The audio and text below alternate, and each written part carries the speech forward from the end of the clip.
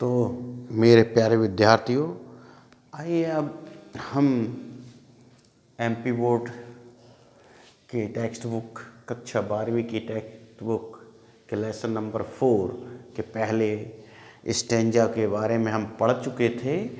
अब हम देखते हैं सेकेंड स्टेंजा के बारे में। पोएट सेकेंड स्टेंजा में क्या कहता है उस बारे में हम जानते हैं। पहले स्टेंजा में हमने धरती की सजावट, आवरण और अलंकार के बारे में जाना था, उसके बारे में पोएट की फीलिंग जानी थी। अब सेकेंड उसमें वो किस विषय में सोचता है, इस धरती के चारों ओर जो चीज़ हैं। तो अब हम इसको यहाँ इन पंक्तियों को पढ़ते हैं और उसे जानने का प्रयास करते हैं। The wonderful air is over me, and the wonderful wind is shaking the tree. It walks on the water, whirls the mills, and talks to itself on the top of the hills. एक बार पुनः, The wonderful air is over me, and the wonderful wind shaking the tree. It walks on the water, whirls the mills, and talks to itself on the top of the hills. Wonderful air जो है वो इसके ऊपर है। Wonderful air कहाँ है? इसके ऊपर है। किसके ऊपर है? धरती के ऊपर। यानी हमारी जो धरती है उसके चारों ओर ये जो वायुमंडल है, इसको डिस्क्राइब कर रहा है कि वो चारों ओर जो वायुमंडल है हमारी धरती, उसको the wonderful air is over me. वो वंडरफुल एयर जो है हमारे चारों तरफ, मेरे चारों तरफ है। अब आपको and the wonderful wind shaking the tree, और ये अद्भुत हवा, यहाँ वायु, ये वायु है। The wonderful air is around over me, मेरे ऊपर जो है क्या है? वो वायु चारों तरफ है, ऊपर मेरे वायु है, और जो पवन है, हवा है, वो पेड़ों को हिला रही है। अब आप सोच रहे होंगे कि एयर के लिए मैंने वायु शब्द का प्रयोग किया और विंड के लिए हवा या पवन शब्द का इस्तेमाल किया। इसके बीच अंतर क्या होता है? एयर हमारे वायुमंडल की तमाम गैसेस को मिला के, उसके डस्ट पार्टिकल्स जो भी हैं उसमें धूल कण मिट्टी जो भी हमारे ऊपर है, वो सारा जिसमें प्राणवायु, ऑक्सीजन और अन्य गैसेस शामिल हैं, उस एटमॉस्फेयर के लिए हम एयर शब्द का इस्तेमाल करते हैं। और जो तीव्र गति की जो पवन का वेग होता है, जिसको हम फील करते हैं धरती के पास, या धीमा जो कुछ भी है वो धरती के पास जो होती है, उसको हम क्या है? विंड, पवन, समीर, हवा, ये हम उसको कहते हैं। तो यहाँ देखते हैं, तो wonderful air is over me, जो वायु है वो मेरे ऊपर है, और the wonderful wind shaking the tree, wind जो धरती के पास पवन है, हवा है, वो क्या कर रही है? पेड़ों को शेक कर रही है। शेक मतलब क्या होता है?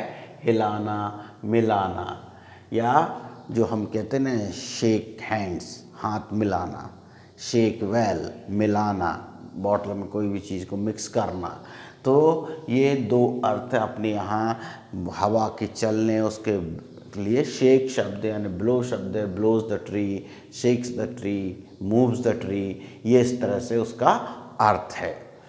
It walks on the water, whirls the mills, ये क्या है? वॉक, वॉक यानी चलना, पानी पर चलती है। ऑन वाटर, कुल मिला के वो हवा जो उसको ब्लो करती है उस पानी के ऊपर। Whirls the mills, whirls the mills, whirl, whirl शब्द मीन्स क्या है?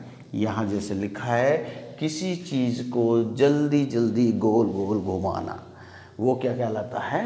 वर्ल। तो यहाँ वर्ल, मिल्स, मिल्स मतलब यहाँ मिल मतलब कारखानों से नहीं मतलब है, यहाँ पवन चक्की को जो पवन ऊर्जा से संचालित होती है उसके लिए इस्तेमाल किया है।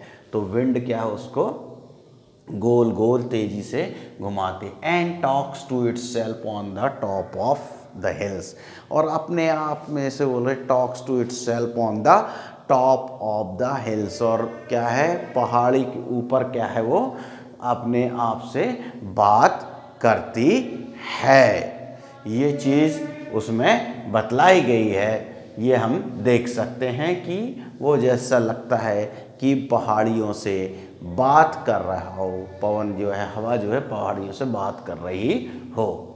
अब हमारे आते हैं कुछ प्रश्न जो संभावित बन सकते हैं इन पंक्तियों के ऊपर, तो उनको देखते हैं। जैसे आपकी टेक्स्ट बुक में क्वेश्चन नंबर 2 जो है वो इसी विषय में है, which actions of the winds are described in these lines.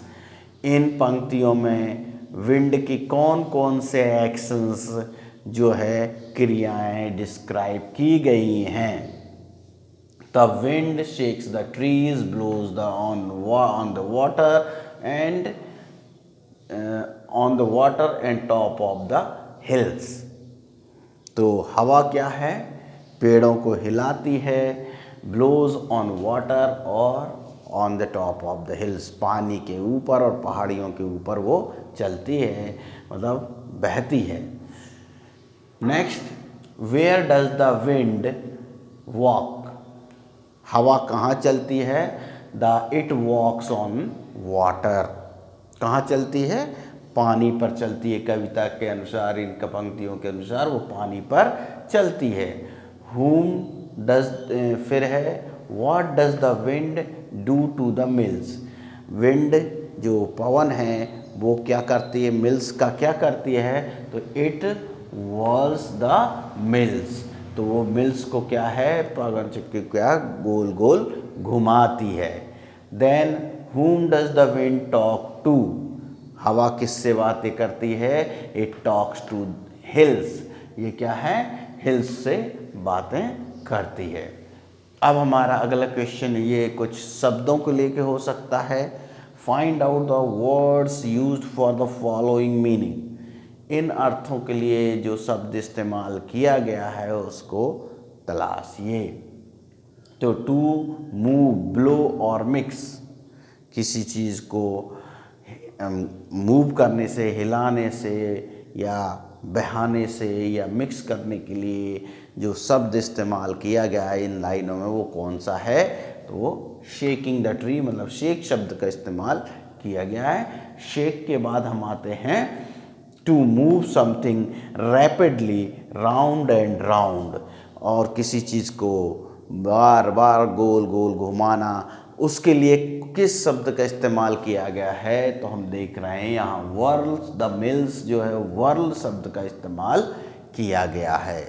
तो इस तरह से पोएट क्या है, जो हमारे धरती के ऊपर और हवा है, वायु है, और हमारे धरती के चारों ओर जो पवन है, हवा है, उसका विवरण इन 4 पंक्तियों में सेकंड स्टेंजा में किया है।